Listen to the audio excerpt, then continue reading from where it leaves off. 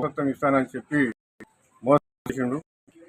కాబట్టి ప్రభుత్వం యనమల రేవంత్ గారికి ధన్యవాదాలు తెలియజేసుకుంటూ మాకు వారసత్వం ఇవ్వాలి, మా వారసత్వం ఇవ్వాలి, మా ఊళ్ళకు మా డ్యూటీలకు మమ్మల్ని పంపించాలి.